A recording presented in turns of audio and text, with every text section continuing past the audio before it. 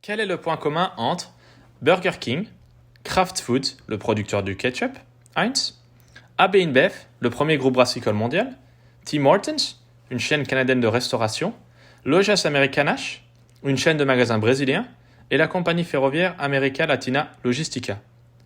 Toutes ces entreprises sont entièrement ou partiellement la propriété de 3G Capital, une société d'investissement créée par le trio Jorge Paulo Lemann, Carlos Alberto Sicupira et Marcel Herman Telles, accompagnés de Alex Bering et Roberto Thompson Mota. Leur mode d'opération? Racheter des entreprises endormies et les optimiser.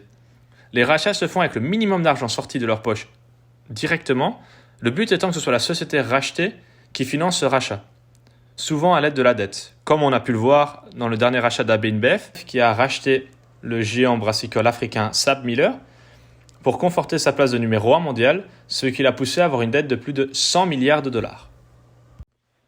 Tout commença il y a une soixantaine d'années lorsque Lehman, un natif de Rio, d'un père suisse mais d'une mère brésilienne, diplômé d'Harvard en économie en seulement 3 ans au lieu des 4 normalement nécessaires, lorsqu'il découvrit dans la bibliothèque de l'école que les anciens examens des professeurs avaient tendance à ne pas changer, partit faire un stage chez Crédit Suisse à Genève, ce qui le traumatisa très fortement à cause de tous les process à suivre, de la forte hiérarchie, ce qui le poussa à démissionner après seulement 7 mois de stage.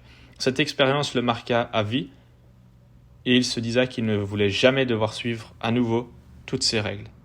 Lehman décida en 1971 de racheter Garantia pour avoir une licence de broker, licence qui permet d'avoir le droit de vendre et d'acheter des actions à la bourse.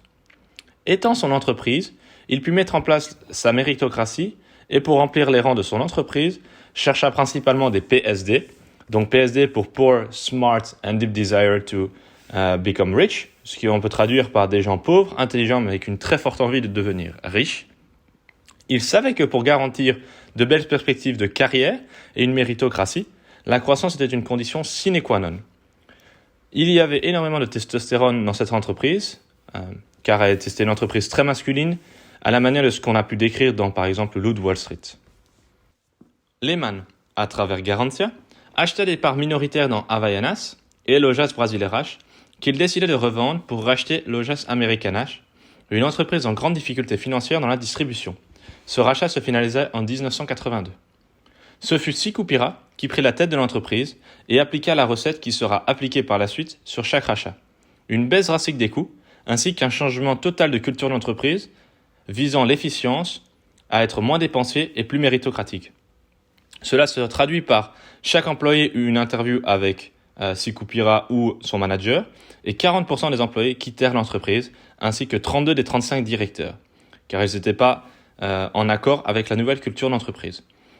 Toutes ces mesures eurent rapidement des effets, et alors que Garantia avait payé seulement 24 millions de dollars pour 70% de l'entreprise, 6 mois plus tard, des investisseurs mirent 20 millions pour 20% seulement de l'entreprise. Ce premier achat leur permet de mettre en place le budget base zéro. Chaque année, on revoit le budget de chaque département.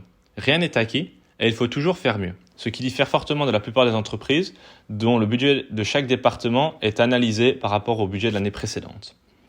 En 1989, Garantia avait énormément de rentrées d'argent et décida de les utiliser pour racheter Brahma, le premier groupe brassicole brésilien, avec 30% de parts de marché pour environ 60 millions de dollars.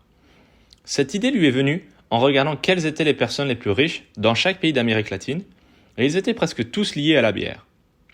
L'entreprise, comme Lojas Americanas, avait des difficultés et ce fut Telles qui fut chargé de redresser l'entreprise en disant « Je veux réduire les coûts de 10% par an et augmenter les revenus de 10%, tout en renforçant l'efficience des processus. » Par exemple, la production de bière était encore artisanale, ce qui poussait la bière à avoir un goût différent suivant les usines.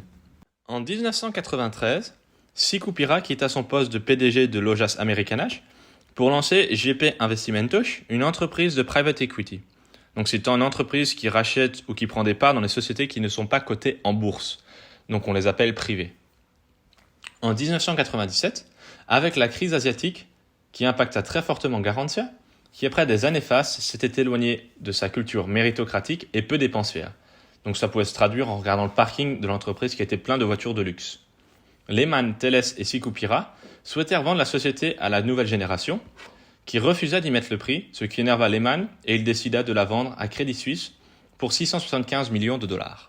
En 2000, après une guerre entre Brahma et son plus grand concurrent Antarctica, qui allait jusqu'à l'analyse point de vente par point de vente des ventes et des marges pour pouvoir affaiblir le plus finement possible son concurrent, il fut décidé d'une alliance entre les deux avec la majorité des parts pour Brahma, ce qui donna naissance à Ambev.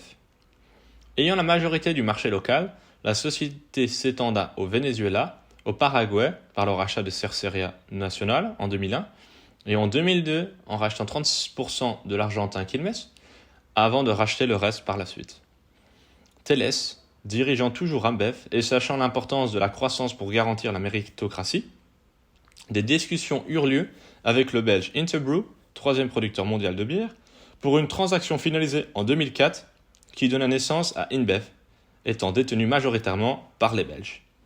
En 2004, il fut également décidé de créer un nouveau fonds pour regrouper toutes les participations que possédait le trio Muirat, Lehman Sicupira Teles, ainsi que Alex Behring et Robert Thomson Mota, dont cela donna naissance à 3G Capital. En 2008, ce fut le groupe américain Anheuser-Busch qui fut décidé d'être racheté, alors que c'était un autre enfant de Garantia, Carlos Brito, qui dirigeait InBev, le nom de la société après le rachat de Interbrew. Cela donna naissance au numéro 1 mondial, avec pour nom AB InBev. En 2010, c'est au tour de l'américain Burger King de se faire manger pour 3,3 milliards de dollars. En 2014, c'est la chaîne de restauration Tim Hortons qui se fait racheter pour 12,5 milliards de dollars. En 2015, 3G Capital racheta Kraft Food pour le joindre au groupe Heinz et ainsi créer le 5e plus gros groupe alimentaire mondial. Et enfin, fin 2016, AB InBev décida de racheter le groupe brassicole sud-africain SABMiller pour renforcer sa place de numéro 1 mondial. Certains peuvent se demander comment ce triumvirat a réussi à tant de succès tout en restant ensemble pendant plus de 30 ans, tout cela en partant du Brésil, loin des grandes puissances occidentales que pouvaient être les États-Unis, le Royaume-Uni ou l'Europe. Ils disent que c'est dû au fait que chacun avait un rôle bien défini qui a été accepté par chacun d'entre eux. Si vous êtes resté jusqu'ici, je vous remercie. N'hésitez pas à mettre un commentaire ou à liker la vidéo. Si vous avez des idées pour des prochaines vidéos, n'hésitez pas à les mettre dans les commentaires. Et je vous retrouve bientôt dans une prochaine vidéo.